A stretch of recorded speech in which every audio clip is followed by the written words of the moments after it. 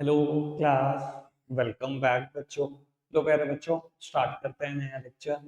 बेटा, नए लेक्चर में हम चर्चा करने जा रहे हैं आज कंट्रोलिंग के लास्ट दो टॉपिक की, जिसमें आज हम इंपॉर्टेंस और लिमिटेशन की बात करेंगे और तुरंत वाइंड अप कर देंगे चैप्टर। तो वो सबसे पहले कंट्रोलिंग की लिमिटेशन पर आ जाओ।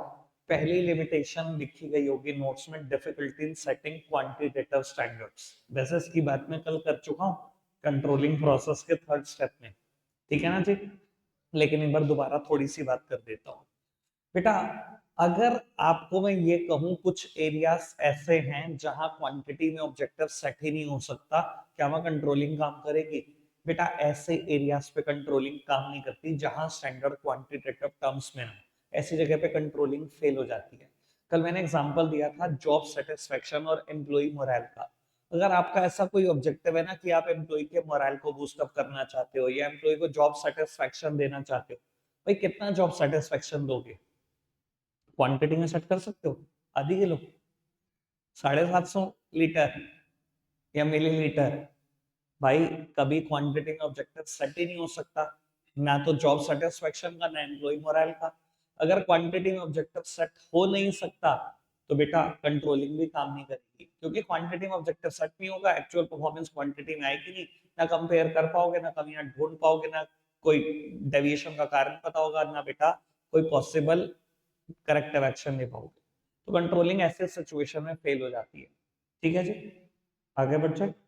पहली हेडिंग डन, इकट्ठे पढ़ लेंगे चारों हेडिंग। उसके बाद थर्ड नंबर पर एक हेडिंग लिखी गई होगी नोट्स में, रेसिस्टेंस फ्रॉम एम्प्लॉय। बेटा, जो हमारी ऑर्गेनाइजेशन में एम्प्लॉय काम करते हैं ना, कभी ये सोचते ही नहीं है कि proper controlling is in the favour of organisation. उनको लगता है कि प्रॉपर कंट्रोलिंग कभी ऑर्गेनाइजेशन के फेवर में नहीं होती, बल्कि उनकी फ्रीडम के ऊपर एक रेस्ट्रिक्शन है, और वो रेसिस्ट करते हैं ऐसी कंट्रोलिंग को। जैसे कि अगर मैं एक एग्जांपल दूं आपको, मान लो हमने एक्चुअल परफॉर्मेंस को मेजर करने का एक तरीका अडॉप्ट किया। हमने सीसीटीवी कैमरा इंस्टॉल करा दिए पूरी ऑर्गेनाइजेशन। अगर हमने सीसीटीवी कैमरा इंस्टॉल करा दिया पूरी ऑर्गेनाइजेशन में, हम तो कंट्रोल करना चाहते थे उसके थ्रू, एक्चुअल परफॉर्मेंस को मेजर करना चाहते थे, अपने स्टैंडर्ड से कंपेयर करना चाहते थे। लेकिन एम्प्लॉय क्या समझेगा? एम्प्लॉय पता क्या सोचेगा? वो, उसके दिमाग कभी सीधे पास से नहीं है, वो हमेशा उल्टा सोचेगा। वो क्या सोचेगा? तो यही सोचेगा कि भाई ये हमारी डिसऑनेस्ट समझते हैं, हमारे स्तर के ऊपर कैमरा लगा रखा है। अब भैया हम लंच भी नहीं कर सकते प्राइवेसी में, हमारे स्तर के ऊपर ही कैमरा लगा दिया इन्होंने। 5 मिनट लंच एक्सटेंड नहीं कर सकते, हम खा नहीं सकते अब अपनी मर्जी से, कोई फ्रीडम नहीं है हमें। तो बेटा, कभी भी एम्प्लॉय प्रॉपर कंट्रोलिंग को ये नहीं समझता कि वो ऑर्गेनाइजेशन के भले के लिए की गई है। उसे लगता है कि ये मेरी फ्रीडम के ऊपर रेस्ट्रिक्शन लगाने के लिए की गई है, इसलिए वो रेसिस्ट करता है ऐसी सारी प्रैक्टिसेस। तो ये है लिमिटेशन कंट्रोलिंग की तीसरी। समझ में आई बात? क्लियर? और बेटा, लास्ट हेडिंग यहाँ पर है कॉस्टली अफेयर। अभी मेरे को सेकंड हेडिंग बतानी है, मैंने फर्स्ट और थर्ड हेडिंग बताई है, तो वो फोर्थ हेडिंग है कॉस्टली अफेयर। एग्जांपल देते हैं एक। बेटा, मान लो अगर मैं आपको कहूं कि आपने ना ये जो सीसीटीवी कैमरा इंस्टॉल कराए ऑर्गेनाइजेशन में, इनकी लाइफ है 5 इयर्स, ठीक है जी। और ये जो इंस्टॉलेशन का खर्चा आया, पूरी ऑर्गेनाइजेशन को आपने सीसीटीवी कैमरा से पैक कर दिया, as well as installation cost तो है ही है, ऑपरेटिंग कॉस्ट, मान लो जो थोड़ी बहुत बिजली लेंगे आपने, वो सब कैलकुलेट कर दी। और आपको लगता है कि 5 साल में टोटल 5 लाख रुपए लगेंगे इंस्टॉलेशन और ऑपरेशनल कॉस्ट सारी मिला के, ठीक है जी। और अगर आप ये नहीं लगाते तो ऑर्गेनाइजेशन में थोड़ी बहुत चोरी चकारी हो रही थी, ठीक है जी, और वो चोरी चकारी थी 5,000 रुपए महीना की। मुझे एक बात बताओ, सीसीटीवी कैमरा इंस्टॉल कराने चाहिए या नहीं कराने चाहिए? कराएं कि ना कराएं? कराएं पावनी? मैथ्स है ना तेरे पास? बेटा, नहीं कराने चाहिए ऐसी सिचुएशन में आपको इंस्टॉल। क्यों नहीं कराने चाहिए? अगर आपका नुकसान 5,000 रुपए महीने का है, यानी कि साल का नुकसान 60,000 रुपए का, 5 साल का नुकसान 3 लाख रुपए का। अब बेटा, इसी सिचुएशन को कॉस्टली अफेयर बोला गया कि most of the people, most of the organisation कभी ये कैलकुलेट ही नहीं करती कि मुझे बेनिफिट कितना डिराइव होगा कंट्रोल सिस्टम से, ठीक है जी, और कंट्रोल सिस्टम की कॉस्ट क्या आएगी। अगर आपने कभी ये कैलकुलेट करने की कोशिश नहीं करी तो सच में आपको कंट्रोलिंग कॉस्टली लग सकती है। अब यहाँ benefit derive from the control system is 3 lakh and the cost of control system is 5 lakh. 5 lakh रुपए खर्च करके 3 लाख रुपए बचाना, ये कौन सी समझदारी की बात है? इसी सिचुएशन को कॉस्टली अफेयर बोला गया। रियल लाइफ सिनेरियो क्या होना चाहिए?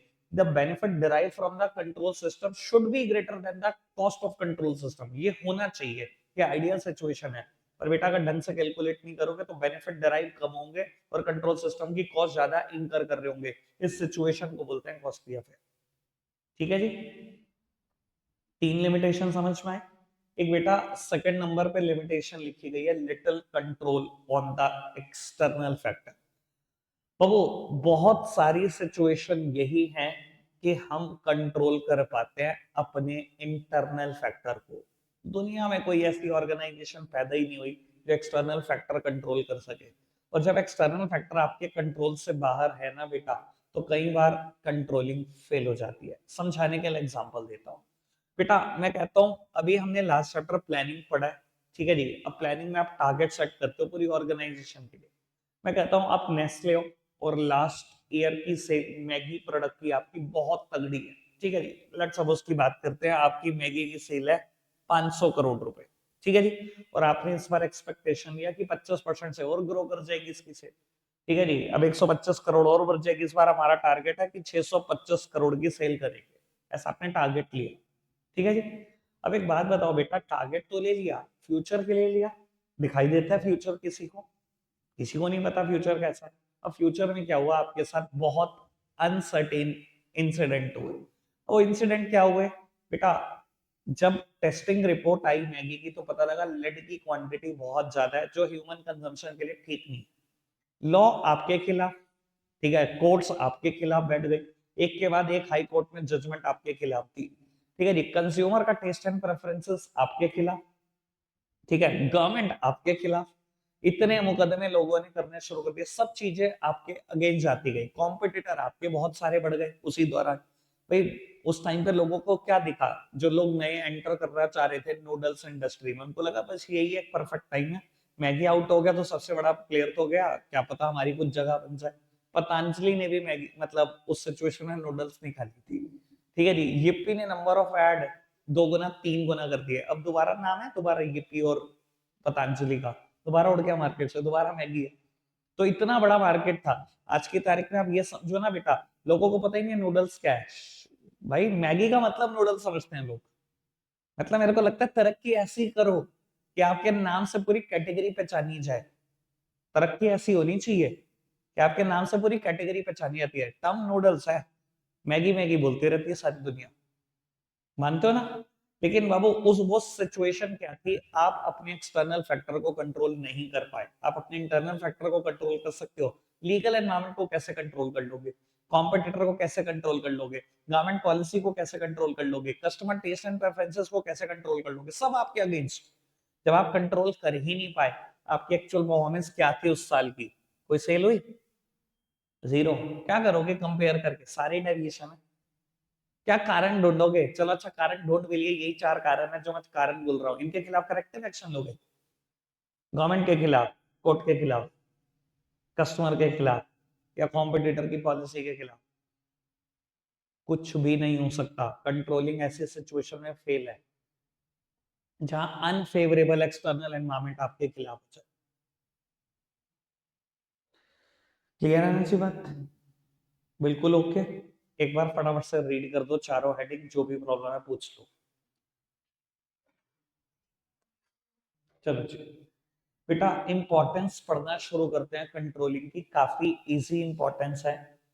थर्ड और फिफ्थ हेडिंग एक बार पढ़ते हैं बेटा। थर्ड हेडिंग है making efficient use of resources, और फिफ्थ हेडिंग है इंश्योर ऑर्डर एंड डिसिप्लिन। बेटा मैं ना आप सबसे क्वेश्चन पूछता हूँ, 1 मिनट वहीं पर देखना।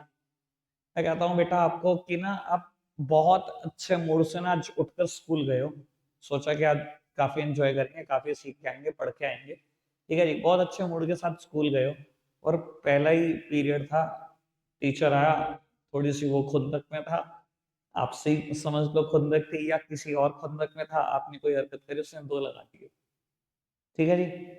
क्या होता है पूरे दिन की हालत? ठीक है मुझे पता है, सबको पता है क्या हालत होती है पूरे दिन की, ठीक है ना? पूरे दिन क्या आदत होगी अब तो पूरे दिन मूड की बैंड बजी रहती है, ठीक है ना, और साथ में गुस्सा भी आता है, मतलब कभी कभी तो मन करता है इसने दो लगाए इसके भी दो लगाते हैं, ठीक है ना, बट भाई गुरु है, भगवान के बराबर है, ठीक है जी, तो कुछ कहा नहीं जाता, वो बात अलग है। तो वो, लेकिन ऐसे सिचुएशन में ना हम रिसोर्सेस पे गुस्सा निकालते हैं ऑर्गेनाइजेशन के, ठीक है ना जी, या डेस्क पड़ी है, अच्छा जहां दिखाई ये सीसीटीवी के विजन में कवर नहीं हो रही, ले अभी तोड़ता हूँ, अभी बताता हूँ, ये चेयर तोड़ता हूँ तुम्हारी, ये करता हूँ वो करता हूँ। बेटा सेम हालात एम्प्लॉय के भी हैं ऑर्गेनाइजेशन, वो भी यही करते हैं। सुपरवाइजर ने डांट दिया, ठीक है जी, या कोई मैनेजर आया उसने डांट दिया, अब दिमाग तो खराब हो गया, ये सबके सामने कैसे डांट दिया, बेइज्जती कर दी, ये कर दी वो कर दी।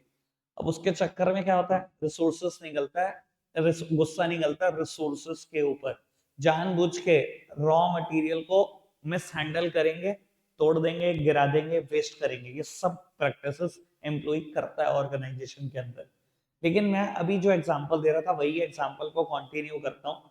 मान लो आपने कंट्रोल सिस्टम लगाया हुआ है और वही एग्जांपल है, सीसीटीवी कैमरा इंस्टॉल कराया हुआ है पूरी ऑर्गेनाइजेशन। अब इसका फायदा क्या मिलेगा इस कंट्रोल सिस्टम का, इस कंट्रोलिंग का? Third heading, making efficient use of resources. बेटा आपको दिखाई देगा कि आपके रिसोर्सेस एफिशिएंटली यूज होने शुरू हो गए। अब निकाल के दिखाओ ना गुस्सा। अब पता है कैमरे के विजन में आ गया कि जानबूझ के किया है, तो बेटा फायर भी हो सकते हो, सीधा जॉब जा सकती है। अब बेटा रिसोर्सेस एफिशिएंटली यूज होंगे, खाली रिसोर्सेस एफिशिएंटली यूज नहीं होंगे, ऑर्डर और डिसिप्लिन भी मेंटेन हो जाएगा। मेरी फिफ्थ हेड, वो पहले एम्प्लॉय क्या करता था, 10 बजे की आने की टाइमिंग है, आ रहा है 10:15, 10:30, पौने 11, अब क्या, सीसीटीवी कैमरा इंस्टॉल है, आपने बोल दिया जी हम तो डेली चेक करेंगे और वहीं से अटेंडेंस मार्क करेंगे जो सीसीटीवी कैमरा शो कर रहा होगा, ठीक है जी। और अगर आप 10 से लेट आते हो, हाफ डे की सैलरी मिलेगी, हमें कुछ नहीं जाती, चाहे 10:15 आओ फिर 10:30 आओ, आधे दिन की सैलरी मिलेगी, 2 बजे के बाद की सैलरी मिलेगी, यानी कि उससे पहले जितना काम करोगे वो तो फ्री ऑफ कॉस्ट हो गया। सर क्या होगा ऐसे सिचुएशन में ऑर्गेनाइजेशन में? सर सबका टाइम पर आना शुरू हो जाएगा, इसके अलावा जो छोटी मोटी चोरी चकारी ऑर्गेनाइजेशन के अंदर होती थी सब रुक जाएंगी। ये जो एम्प्लॉय करते हैं ना बेटा छोटी मोटी चोरी चकारी, जेब में डाल के घर ले गए, ये स्टेशनरी ले गए, कभी कुछ ले गए, कभी कुछ ले गए, ये सब प्रैक्टिसेस बंद हो जाएंगी।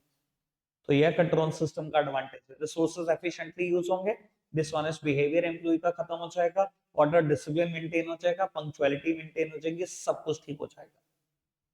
ठीक है जी, एक ही बार पढ़ने का टाइम दूंगा, एक बार बस आपने सुन ही लिया है, पढ़ लेना तो प्रॉब्लम देख भी लेंगे।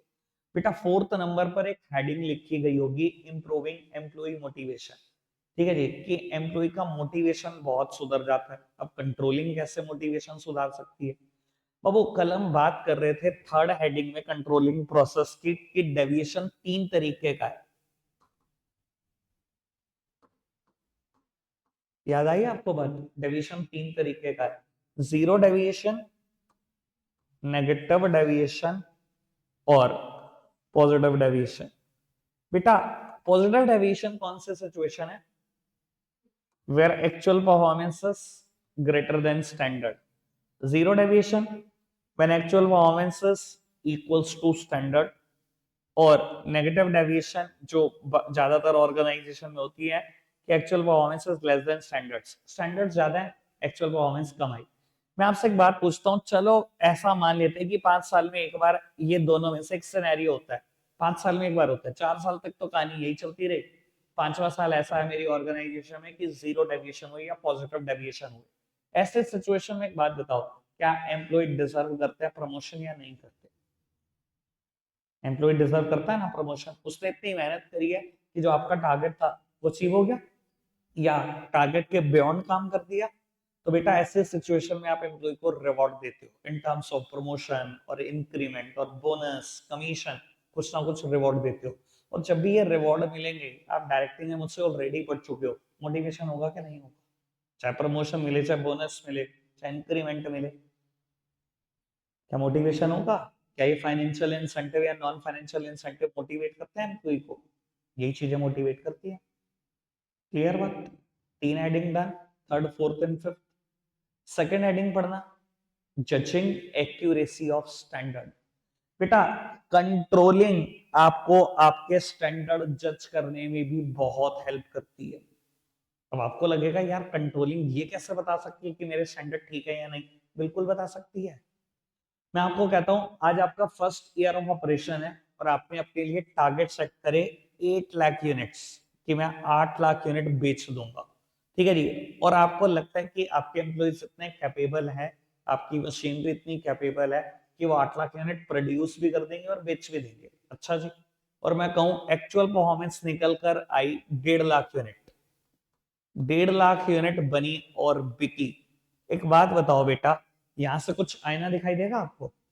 अब ये डोंट टेल मी कि हमने कंपेयर करा, कमियां ढूंढ ली, 6.5 लाख की कमी आई। भैया 8 लाख के स्टैंडर्ड में 6.5 लाख की कमी नहीं होती, ये निकम्मापन होता है। ये तो ये हालात है कि टॉप लेवल आपको पता ही नहीं था कि टारगेट कैसे सेट करना चाहिए। 8 लाख यूनिट का टारगेट सेट कर दिया और बनी कितनी? 1.5 लाख। 6.5 लाख का डेविएशन नहीं होता। इसका मतलब है कि टॉप लेवल को पता ही नहीं है स्टैंडर्ड सेट कैसे करने हैं। ओवर एस्टिमेशन कर रखा है अपने एम्प्लॉय को, ओवर एस्टिमेट कर रखा है अपनी मशीनरी को। इतना डिफरेंस नहीं होता। डेविएशन ऐसा होता है भैया 8 लाख सेट किया, चलो 5 लाख आ गया, कह सकते हैं 3 लाख तक का डेविएशन है। 8 लाख का परफॉर्मेंस स्टैंडर्ड सेट करने के बाद 1.5 लाख की एक्चुअल परफॉर्मेंस नहीं हो सकती। ठीक है ना जी। अब अगली बार आपको क्या सबक मिलेगा? अगली बार क्या स्टैंडर्ड सेट करोगे? 2 लाख के आसपास होगा। अगली बार ख्वाब में भी नहीं सोचोगे, 6 लाख के पास भी जाने की नहीं सोचोगे। 8 लाख तो दूर की बात है, 2-2.5 लाख ही तो होगा अगली बार के लिए स्टैंडर्ड। तो बेटा क्या कंट्रोलिंग ने मुझे बताया कि मेरे स्टैंडर्ड गलत है? बिल्कुल। एक्चुअल परफॉर्मेंस ने आपको बताया, कंट्रोलिंग ने आपको बताया कि आपको स्टैंडर्ड ही सेट नहीं करने आते। तो कंट्रोलिंग आपको ये भी बता देता है कि जो आप स्टैंडर्ड सेट कर रहे हैं वो एक्यूरेट है या नहीं। क्या हम क्लियर है इस बात को लेकर? अब बिल्कुल 4 बातें बिल्कुल अच्छे से समझ में आ गई। ठीक है। फर्स्ट हेडिंग पढ़ना चाहिए, क्या लिखी गई है? Accomplishing organisational goals. अभी प्लानिंग में भी यही थी ना, प्लानिंग फीचर में planning focuses on achieving objective.